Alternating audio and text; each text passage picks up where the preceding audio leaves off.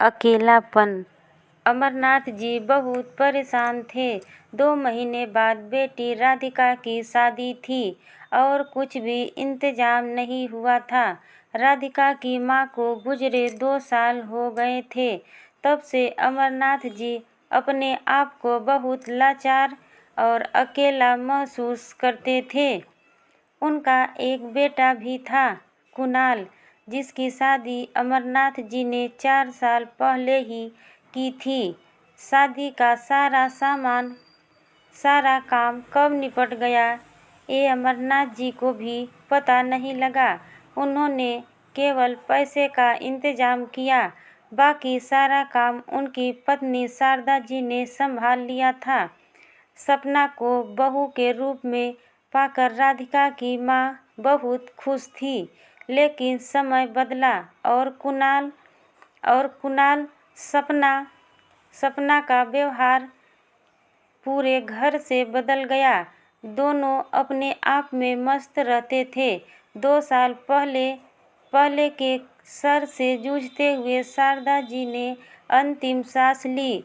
उससे 2 दिन पहले उन्होंने अपने पति से कहा, देखो मैं अब जा रही हूँ, मुझे माफ़ कर देना। आपको अब अपना ध्यान खुद रखना होगा। बेटी की शादी की जिम्मेदारी आपके ऊपर है। बहू बेटे से ज़्यादा उम्मीद मत रखना। अमरनाथ जी बोले, शारदा, तुम्हारे बगैर यह सब कैसे होगा? मुझे तो इस सब की कुछ समझ ही नहीं है। शारदा जी की आंखों से आंसू बह रहे थे, जैसे सब कुछ अधूरा छूटा जा रहा था। फिर उन्होंने जल्दी से अपने आंसू पोंछते हुए कहा, मैं नहीं जा रही हूँ, हमेशा तुम्हारे साथ रहूँगी और राधिका बिल्कुल मेरी परछाई है। वह सब कुछ संभाल लेगी। बहू पर ज़्यादा गुस्सा मत करना, बच्ची है, अभी धीरे धीरे सब समझ जाएगी। अमरनाथ जी आंखों में आंसू रोके शारदा जी की सारी बातें सुन रहे थे, लेकिन उन्हें पता था कि अब जीवन उन्हें जीवन साथी के बगैर ही काटना है। आज शारदा जी को गए 2 साल हो गए। इस बीच जीवन में इतना कुछ बदल गया, जिसकी उन्होंने कल्पना भी नहीं की थी। बेटे बहू ने किनारा कर लिया था। वे अब अलग फ्लैट में रहते हैं। बेटी की शादी की चिंता में अमरनाथ जी बहुत कमज़ोर हो गए थे। वे जो दुकान चलाते थे, वहाँ अब मॉल बन गया था, इसलिए उन्होंने घर बैठना पड़ा। अब कुछ और करने की हिम्मत उनमें नहीं थी। जो जीवन भर जोड़ा था, उससे बिटिया की शादी करना चाहते थे। बेटी जॉब करती थी, उसी से घर का खर्च चलता था। राधिका अपने पापा का बहुत ध्यान रखती थी, लेकिन वह काम में इतनी व्यस्त रहती थी कि उसे घर आकर भी ऑफिस का काम करना पड़ता था। इसलिए दोनों टाइम का खाना नाश्ता अमरनाथ जी को ही बनाना पड़ता था। राधिका की शादी पक्की करके अमरनाथ जी को बहुत खुशी हो रही थी। वे घंटों अकेले शारदा जी की फोटो के सामने बैठकर उनसे बात करने की कोशिश करते रहते थे, अपनी खुशी बताते थे। साथ ही उन्हें यह दुख भी था कि बेटी के हाथ पीले करते ही वे अकेले रह जाएंगे। एक दिन अमरनाथ जी सुबह जल्दी ही घर से निकलने लगे तो राधिका ने टोका, पापा, इतनी सुबह कहाँ जा रहे हो? नाश्ता भी नहीं किया आपने? रुको, मैं नाश्ता बनाती हूँ। अमरनाथ जी बोले, बेटी, आज तो संडे है, तू आराम से नाश्ता बना लेना, मुझे ज़रूरी काम है। तेरी शादी की तैयारियां करने ही जा रहा हूँ। आज तू नाश्ता और खाना बना लेना। दोपहर को मिलते हैं। अमरनाथ जी यह कहकर जल्दी से निकल गए। राधिका वापस सोने चली गई। अमरनाथ जी ऑटो से एक बिल्डिंग में पहुंच गए। वहां एक फ्लैट के सामने उन्होंने डोरबेल बजाई। सामने उनकी बहू सपना खड़ी थी। ओहो पापा जी, आप यहाँ कैसे? आपको यहाँ का पता कैसे मिला? अमरनाथ जी खून का घूंट पीकर भी चुप रहे, क्योंकि उन्होंने शारदा जी को वचन दिया था कि अब वे बहू बेटे से कभी कुछ नहीं कहेंगे।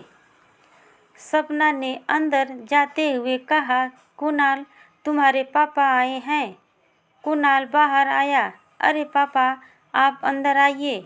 आइए ना, क्या बात है? सब ठीक है ना? अमरनाथ जी उसके साथ अंदर आ गए। बेटा, राधिका का रिश्ता पक्का कर दिया है। शादी में अब सिर्फ 1 महीना बचा है। मैं चाहता हूँ कि तुम दोनों पहले से घर आकर सारा काम संभाल लो। मैं अकेला पड़ गया हूँ, तुम्हारी माँ भी नहीं है। बेटी की शादी में मैं कोई कसर नहीं छोड़ना चाहता हूँ। इससे पहले कि कुणाल कुछ बोलता, सपना बोली, देखिए पापा, हमसे कोई उम्मीद मत रखिए। मुझे पता है आप पैसों के लिए यहाँ आए हैं। इस फ्लैट को देखिए, इसकी EMI में कुणाल की आधी सैलरी चली जाती है। अमरनाथ जी का दिल भर गया। मन किया कि अभी यहाँ से उठकर चले जाएं, लेकिन उन्होंने कहा, नहीं बहू, पैसों की ज़रूरत नहीं है, बस जिम्मेदारी उठाने की बात है। तुम दोनों आओगे तो घर भरा भरा लगेगा। मैंने सब इंतजाम कर दिया है। लेकिन अगर लड़की का भाई नहीं होगा तो लोग बातें बनाएंगे। कुणाल बोला, पापा आप चिंता न करें, हम 1 सप्ताह पहले ही आ जाएंगे। सपना ने गुस्से में कहा, तुम्हें जाना हो तो चले जाना, मैं नहीं जाने वाली हूँ। न 1 सप्ताह पहले, न शादी के दिन। अमरनाथ जी की आखिरी उम्मीद भी टूट गई, क्योंकि उन्हें पता था कि कुणाल सपना के बगैर नहीं आएगा। वे चुपचाप उठकर चल दिए। कुणाल ने बस इतना कहा, पापा आप चिंता न करें, मैं इसे किसी तरह मना लूँगा। अमरनाथ जी बिना कुछ बोले अपने घर की ओर चल दिए। घर पहुंचकर देखा तो राधिका उनका खाने पर इंतजार कर रही थी। वे न चाहते हुए भी अपने आंसू रोक नहीं पाए और राधिका के सामने फूट फूट कर रो पड़े। राधिका ने उन्हें ढांढस बांधते हुए कहा, रहने दो पापा, भैया नहीं आते न सही, मैं सारा इंतजाम कर लूँगी, आप चिंता न करें। अमरनाथ जी ने अपने आंसू पोंछते हुए कहा, बेटी वो बात नहीं है, दरअसल बारात आएगी, अगर लड़की का भाई ही नहीं होगा तो सब बातें बनाएंगे। मैं तो इसीलिए उन्हें बुलाने गया था। राधिका उन्हें समझती रही, लेकिन अमरनाथ जी का दिल टूट गया था। वे उठे और अपने कमरे में जाकर पलंग पर लेट गए। धीरे धीरे समय बीतने लगा। अमरनाथ जी अपने कुछ दोस्तों के साथ मिलकर शादी की तैयारियों में व्यस्त हो गए। अब शादी में सिर्फ 2 दिन बचे थे। शादी तैयारियां पूरी हो गई थी। घर में मेहमान आने लगे थे। रात के समय राधिका ने अमरनाथ जी से कहा, पापा मैंने आपके लिए किसी से बात की है, आपकी हेल्प के लिए, किसी को रखने के लिए। वह आपके साथ ही रहेंगे। खाना बनाने, कपड़े धोने से लेकर घर की सफाई सब करेंगे। उसकी सैलरी मैं दे दूंगी। आप चिंता न करें।